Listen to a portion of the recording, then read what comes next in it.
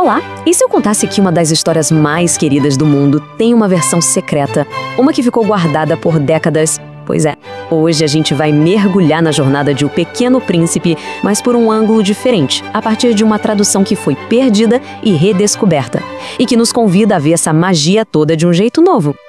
Pensem só na cena, anos 80, uma editora, e no meio de arquivos super antigos empoeirados, alguém encontra um manuscrito, datilografado, sabe? E não era um documento qualquer, era nada mais, nada menos que a releitura de um clássico feita por um dos maiores poetas do Brasil. Um verdadeiro tesouro que ficou ali, esperando décadas para finalmente ser descoberto. Então, a nossa análise de hoje não começa no deserto do Saara com um piloto e um príncipezinho, não. Começa numa pasta empoeirada, num arquivo. E dentro dela estava a tradução de O Pequeno Príncipe pelo olhar de Mário Quintana. Uma obra que por muito tempo todo mundo achou que tinha se perdido para sempre. Olha só que jornada longa. O Quintana terminou a tradução lá no final dos anos 40. Aí, só lá pelos anos 80 que a editora achou o manuscrito. Mas ainda demorou. Foi só em 2015, quando a obra original entrou em domínio público, que eles puderam finalmente publicar. Pensa bem, foi uma espera de quase 70 anos. 70 anos para que essa visão poética do Quintana sobre o príncipe pudesse chegar até nós. E é justamente essa sensibilidade toda, essa poesia, que nos leva de volta para o coração do livro, né? Para aquele conflito central. O abismo gigantesco que existe entre o jeito que os adultos veem o mundo e o jeito de uma criança. Aquela velha briga, imaginação contra os números. Tudo começa com aquele famoso desenho, né? Para qualquer adulto que olha rápido, é só um chapéu, simples assim. Mas a criança vê o que está por dentro, o que é essencial, uma jiboia que acabou de engolir um elefante.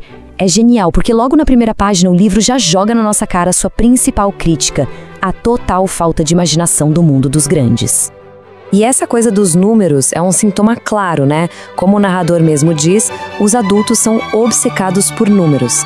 Se a gente fala de um novo amigo, eles não perguntam o que importa de verdade. Eles querem saber a idade, quantos irmãos têm, o peso. Eles querem quantificar tudo, em vez de simplesmente sentir. E aí, na viagem dele pelos asteroides, o príncipe encontra uma galeria de figuras, um desfile de adultos bem bizarros, cada um no seu planetinha. Tem o rei que acha que manda em tudo, mas só manda no que já ia acontecer. O vaidoso, que só quer saber de aplauso. O empresário, que está tão ocupado sendo o dono das estrelas que nunca para olhar para elas. Cada um deles está preso na sua própria solidão, numa lógica que não faz o menor sentido. E no final de cada uma dessas visitas, a conclusão do príncipezinho é sempre a mesma, dita com aquela simplicidade que desarma a gente. Essa gente grande é mesmo muito esquisita. É isso. É o resumo perfeito da infância, olhando para o mundo adulto que simplesmente esqueceu o que é importante de verdade. Mas aí ele chega na Terra. E é aqui, no meio de um jardim, com milhares de rosas que parecem todas iguais, que a grande virada da história acontece. E a lição mais importante não vem de nenhuma pessoa grande, não. Vem de uma raposa. É ela que vai ensinar para o príncipe o verdadeiro segredo de criar laços. A raposa fala uma palavra-chave, uma palavra que muda tudo: cativar. Mas o que exatamente significa cativar? Essa pergunta é o que vira a chave na cabeça do Pequeno Príncipe. Então a raposa explica. Cativar é basicamente criar laços. É aquele processo que faz com que um menino no meio de 100 mil outros se torne único. O seu menino. E uma raposa no meio de 100 mil outras se torne a sua raposa. É o que faz alguém ou alguma coisa se tornar insubstituível no mundo. E olha que interessante, para criar esses laços, a raposa ensina que precisa de um ritual. Não é de qualquer jeito. Precisa de muita paciência, de silêncio, porque as palavras às vezes mais atrapalham do que ajudam. É um processo lento, sabe? De chegar um pouquinho mais perto a cada dia, de ter um horário certo. Isso transforma um encontro qualquer num momento especial, num momento esperado. E toda essa lição sobre cativar nos leva direto para o centro da filosofia do livro, que pode ser resumida em 3 grandes verdades. Aí vem o primeiro segredo, talvez a frase mais famosa do livro inteiro e que vai contra tudo que o mundo dos adultos acredita. Só se vê bem com o coração. O que é essencial é invisível aos olhos. Não dá para contar, não dá para medir, só dá para sentir.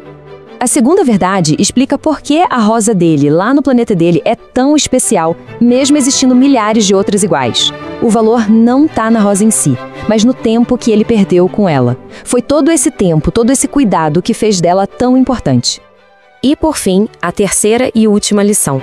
Tu te tornas eternamente responsável por aquilo que cativas. Ou seja, quando a gente cria um laço, isso vem com uma responsabilidade. Uma responsabilidade para sempre. Ele é responsável pela rosa dele. Bom, com todo esse aprendizado na bagagem, o príncipe entende que ele precisa voltar para a rosa dele. E é isso que nos leva para o final emocionante e agridoce da história. A partida dele tem que acontecer. Só que, para voltar para o planeta dele, o corpo é pesado demais. Ele precisa deixar para trás o que ele chama de casca velha. Não é uma morte no sentido que os adultos entendem, sabe? É mais uma transformação, um jeito misterioso de se libertar para poder voltar para o que ele realmente ama. E antes de ir, o príncipe deixa um presente para o narrador. Um presente único. Ele diz que vai estar rindo em uma das estrelas. E que por isso, quando o narrador olhar para o céu à noite, vai ser como se todas as estrelas estivessem rindo para ele. Só que a história não acaba aí com a partida. De jeito nenhum. A última página nos deixa com uma pergunta no ar. Um mistério que fica ecoando e que tem o poder de mudar completamente o sentido de tudo. 6 anos depois, o narrador ainda pensa no amigo. Ele tem certeza que o príncipe conseguiu voltar para casa. Mas aí ele se lembra de um detalhe que ele esqueceu. Um detalhe crucial no desenho que ele fez para o carneiro, a focinheira. E aí vem a grande pergunta que fica pra gente. O carneiro comeu ou não comeu a flor? A resposta, que a gente nunca vai saber, muda tudo. O universo inteiro, o sentido de tudo, depende dessa única coisinha, desse pequeno detalhe. No fim das contas, a história nos deixa com essa responsabilidade, a de olhar para o céu e se perguntar sobre o destino daquela rosa. O livro nos mostra que os menores gestos de cuidado ou de esquecimento podem mudar não só uma história, mas a nossa percepção do universo inteiro. Isso faz a gente pensar, né, no nosso mundo, de quais rosas a gente é responsável hoje.